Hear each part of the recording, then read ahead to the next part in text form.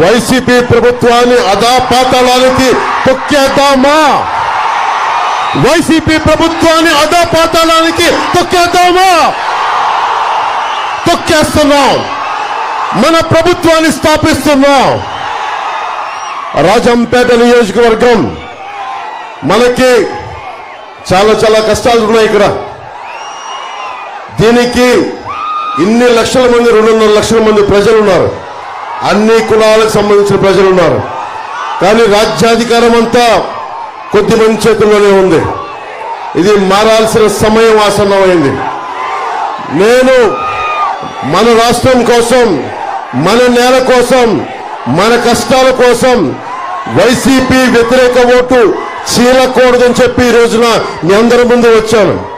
జగన్ మార్చిన 70 నియోజకవర్గాల్లో ఓడిపోతున్నామని తెలిసి ఎమ్మెల్యేని మార్చిన నియోజకవర్గాల్లో రాజంపేట మొదటిది.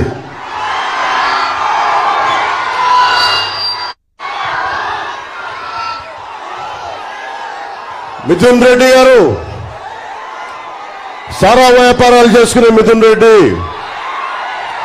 నేను పోటీ చేస్తున్న పిఠాపురంకి వచ్చి నన్ను ఓడిస్తారంట. నాకు ఒక సమయంలో నేను మిథున్ రెడ్డి గారిని కలిసా ఢిల్లీలో కలిసి ఆయన చెప్పిన విషయం ఒకటే, మేము మా జిల్లాలోకి మేము ఎవరిని రానివ్వం, మా జిల్లాలోకి ఎవరు వచ్చినా సరే మేము ఎదుర్కొని తొక్కేస్తామనేది చాలా అందంగా చెప్పాడు మా పెద్ద మనిషి. యువత మీరందరూ ఉన్నారు ఇక్కడ. మీరు తలుచుకుంటే మార్పు ఎందుకు రాదు? సలసల కాగే రక్తం మీది, గొలుసులు తెంచుకునే కండబలం ఉంది. మరి గుండె బలం ఎందుకు లేదు మీకు? గుండె బలం ఉందా లేదా మీకు? గుండె బలం ఉందా లేదా? పెద్దిరెడ్డి రామచంద్రారెడ్డి గారిని, మిథున్ రెడ్డిని కొట్టే గుండె బలం ఉందా లేదా? ఉందా లేదా? ఉందా లేదా?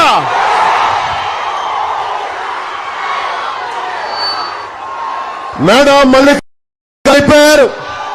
ఆయన స్థానంలో ఆకేపాటి అమర్నాథ్ రెడ్డి గారు వస్తా ఉన్నారు. ఇద్దరు అడ్డగోలుగా దోచేశారు. వారిని పక్కకు పెట్టి మనకి బాలసుబ్రహ్మణ్య గారిని రాజంపేట ఎమ్మెల్యేగా తెలుగుదేశం సైకిల్ గుర్తు మీద గెలిపించాల్సిందిగా కోరుకుంటా ఉన్నాం.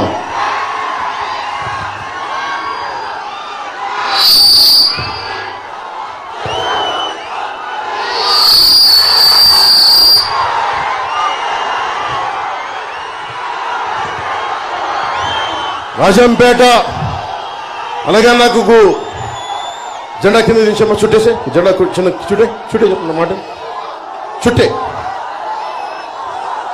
అన్నమయ్య డ్యాం అడ్డగోలుగా నిర్లక్ష్యంతో ఇసుక దోపిడీతోటి నిండిపోతున్నా కానీ, డ్యాం నిండిపోతున్న హెచ్చరికలు ఉన్నా కానీ లక్ష్య పెట్టకుండా లారీల్ని ఇసుకలు నింపుకుంటా దాదాపు 39 మంది నిండు ప్రాణాలు పోయినాయి. కొన్ని వేలాది పశువులు పోయినాయి.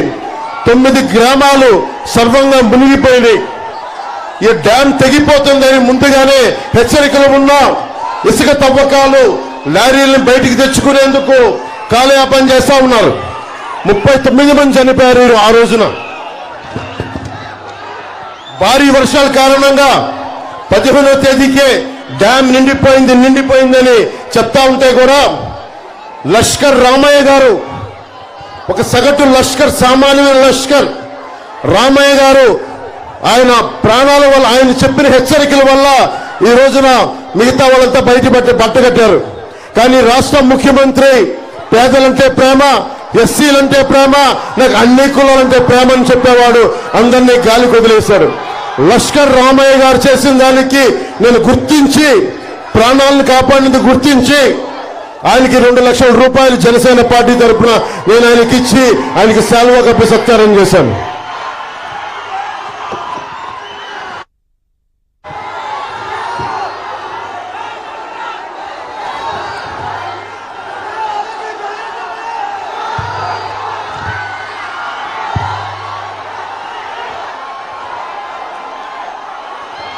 ఒకవైపు డ్యాములు కొట్టుకుపోతా ఉంటే ఇక్కడ పెద్దిరెడ్డి రామచంద్రారెడ్డి గారు, నితిన్ రెడ్డి గారు, మిగతా వాళ్ళంతా కూర్చొని లిక్కర్ సంస్థలు నడిపిస్తా ఉన్నారు.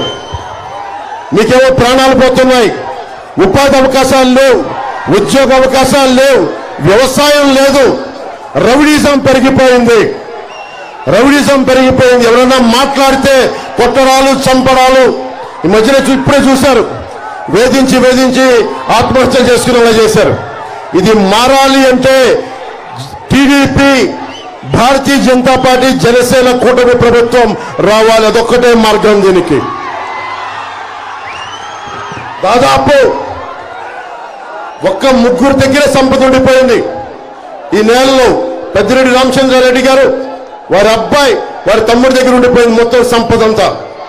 మీరేమో ఉపాధి అవకాశాలు లేక రోడ్ల మీదకి వచ్చి తిరుగుతూ ఉన్నారు. మీ కష్టాలతోటి మీరు కడుపు పట్టుకొని ఎక్కడో విదేశాలకు, లేదంటే ఎక్కడో గల్ఫ్ ఎడారి ప్రాంతంలో గల్ఫ్లకి పోతా ఉన్నారు. ఐటీ పరిశ్రమలు లేవు. ఉన్న అమర్ రాజా బ్యాటరీని తరిమేశారు. ఉపాధి అవకాశాలు కల్పించే అమర్ రాజా బ్యాటరీని తరిమేశారు. ఇక్కడి నుంచి తిరిగి పరిశ్రమలు తెచ్చుకోవాల్సిన అవసరం ఉంది. అలాగే ఉద్యాన పంటలకి మనం కాపాడుకోవాల్సిన అవసరం ఉంది. కోల్డ్ స్టోరేజ్లు కావాల్సిన అవసరం ఉంది.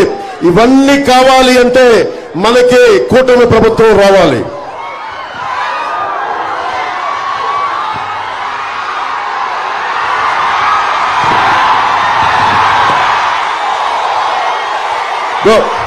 ఆ పచ్చబట్లు పడిపించుకొని ఇది విసిరే ముందు ఎలక్షన్లు వస్తా ఉన్నాయి.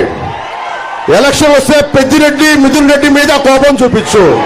పెద్దిరెడ్డి, మిథున్ రెడ్డి మీద, వాళ్ళ తమ్ముడి మీద, ఆకిపాటి అమర్నాథ్ రెడ్డి గారి మీద, వాళ్ళ మీద చూపించండి. వాళ్ళ మీద కసి చూపించండి. మార్పు తీసుకురండి. కూటమి ప్రభుత్వాన్ని తీసుకురండి. 10,000 కోట్ల రూపాయలు జీఎస్టీ కొట్టిన కూటమి వీళ్ళు. ఈ గుంపు 10,000 కోట్ల రూపాయలు జీఎస్టీ కొట్టారు. ఇది ఏదైనా మాట్లాడితే రౌడీజం తగ్గిపోయింది, ఫ్యాక్షనిజం తగ్గిపోయింది అంటే పెద్దిరెడ్డి రామచంద్రారెడ్డి కలిసి మళ్ళీ రౌడీజం, మళ్ళీ ఫ్యాక్షనిజం పట్టుకొచ్చారు. మరి ఏం తీసుకురావాలి? కూటమి ప్రభుత్వాన్ని తీసుకురావాలి. ఫ్యాక్షనిజం పోవాలి.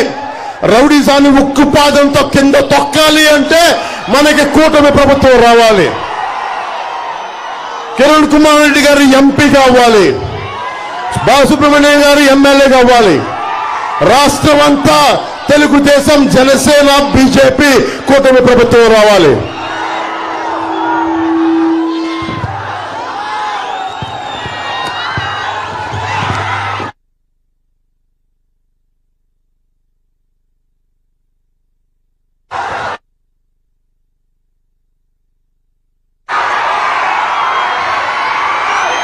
ఇలా రౌడీజం లిస్టు చదువుతా ఉన్నాం. అంగళ్ళల్లో చంద్రబాబు గారి మీద కేసులు పెట్టారు. రౌడీజం ఏ స్థాయికి వెళ్ళిపోయిందంటే పుంగనూరులో 3 పంచాయతీలు తప్ప అన్ని ఏకగ్రీవం చేసుకున్నారు. ఇసుక టిప్పర్ మీద ఇలా పేరుంటే బెంగళూరు దాకా ఎవరు ఆపే హక్కు లేదు.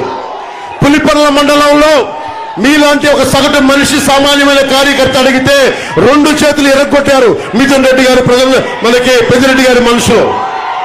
బోరగమంద పంచాయతీలో ఒక కార్యకర్తకి అడ్డగోలుగా 2 కాళ్ళు నరికేశారు. ఏంటి తండా అని అడిగితే మరి మార్చాలా లేదా? పెద్దిరెడ్డి రామచంద్రారెడ్డి గారిని, మిథున్ రెడ్డి గారిని కిందకి తీసుకురావాలా లేదా? మీకుందా కోపం?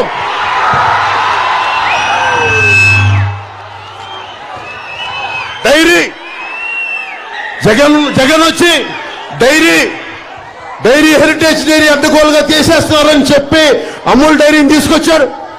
మాట్లాడితే క్లాస్ వార్ అనే మాట్లాడే Jagan Reddy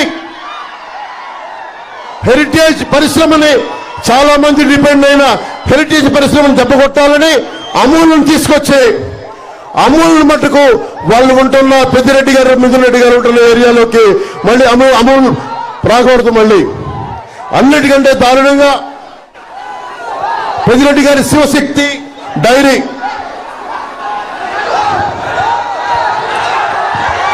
national dairy development board ఆధ్వర్యంలో నిర్వహిస్తూ ఉన్నారు. మహిళా సంఘాలు నిర్వహిస్తున్న శ్రీజ డైరీ 2018 వరకు సోమల మండలంలో 5,000 లీటర్ల పాలని సేకరించేవాళ్ళు. కానీ వాళ్ళను కూడా భయపెట్టి ఈ రోజున వాళ్ళని కూడా ఆఫ్ చేయించేశారు. జగన్ మాట్లాడే క్లాస్ వారు ఎక్కడ?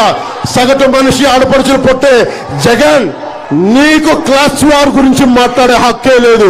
శ్రీజ డైట్ ని సమూలంగా నాశనం చేసిన నీకు క్లాస్ వార్ గురించి మాట్లాడే హక్కు లేదు.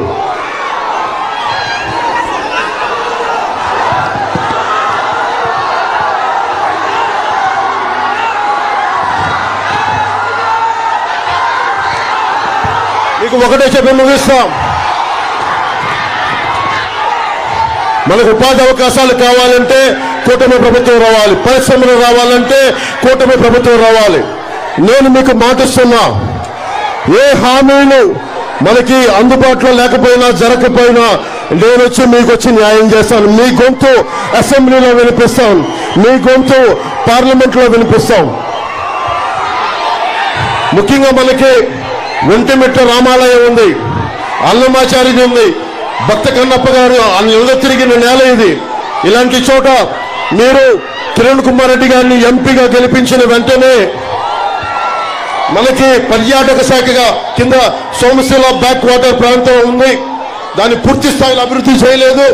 దానిని నందలూరు సౌమ్యనాథ ఆలయం, సిద్ధవటం కోట, ఆ ప్రాంతంలోని బౌద్ధారామాలు, ఒంటిమిట్ట క్షేత్రం, ఇలా ఈ ప్రాంతాన్ని టెంపుల్ టూరిజం గా డెవలప్ చేయొచ్చు. నరేంద్ర మోదీ గారి ఆధ్వర్యంలో ప్రసాద్ స్కీమ్ అనేది ఉంది. అది pilgrimage రిజర్వనేషన్ and spiritual augmentation drive. అది 100% కేంద్రం నిధులు కూర్చి ఇస్తుంది. అది ఈ రోజుకి శ్రీశైలం టెంపుల్ కి వాళ్ళు అడిగే ప్రసాద్ స్కీమ్ లో మేము ఉంటామంటే 47,44,99,000 రూపాయలు ఈ రోజున శ్రీశైలంకి ఇచ్చారు. మనకి కిరణ్ కుమార్ రెడ్డి గారిని గెలిపించగానే మొట్టమొదటిగా మనం చేసేది ఆ ప్రసాద్ స్కీమ్ ని మన ఒంటిమిట్ట క్షేత్రానికి అప్లై చేసి చక్కటి టూరిజం డెవలప్మెంట్ సెంటర్ గా చేసుకుంటే మీ అందరికీ బోలెడన్ని ఉపాధి అవకాశాలు వస్తాయి.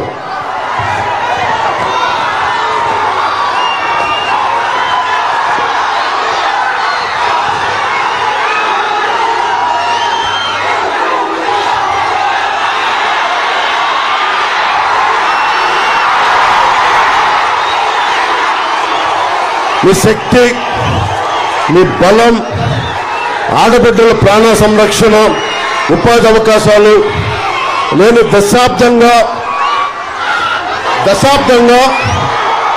ఇక్కడే తిరిగా. ఇందాక కిరణ్ కుమార్ రెడ్డి గారు చెప్తా ఉన్నారు స్ట్రగ్లింగ్ స్టార్ అని. సినిమాలోకి వచ్చి మీ అభిమానం సంపాదించడానికి సమయం పట్టింది. అలాగే ఈ రోజున పొలిటికల్ గా స్ట్రగుల్ అవుతా ఉన్నా సంవత్సరం కాదు, 2 సంవత్సరాలు కాదు, దశాబ్దం నుంచి దేనికోసం జెండా కిందించు, జెండా చుట్టే టీవీకి అర్థం. ఎందుకున్నానంటే మీ భవిష్యత్తు కోసం దారి పొడవుతా ఆడబిడ్డలు ఆడపడుచులు అందరూ మద్దతు తెలుపుతా ఉన్నారు. వారందరికీ నా కృతజ్ఞతలు, వారందరికీ నా ధన్యవాదాలు. నేను చెప్తున్నా, నిన్న విజయనగరం పోయాం. కోస్తా అంతా మొత్తం సమూలంగా వైసీపీని తుడిచిపెట్టేస్తున్నాం. కూటమి ప్రభుత్వం వస్తుంది, ఒక్క సీటు రాదు అక్కడ. మన రాయలసీమలో కూడా వైసీపీని నేలకి అంటించేయాలి, నేలకి తుడిచిపెట్టేయాలి అండి. ఇది మీకు ధైర్యం కావాలి. దీనికి నేను మీకు ధైర్యం ఇస్తున్నా. మీ ప్రాణానికి నా ప్రాణం అడ్డు. మీరు బయటకు వచ్చి బలంగా ఓటేయండి. భయపడకుండా ఓటేయండి. నేను నా ప్రాణానికి, మీ ప్రాణాలకి నా ప్రాణం అడ్డేస్తాను. బయటికి రండి, ఈ దౌర్జన్యాన్ని అరికట్టండి. జగన్మోహన్ రెడ్డిని పాతాళానికి కింద తొక్కి పడేయండి.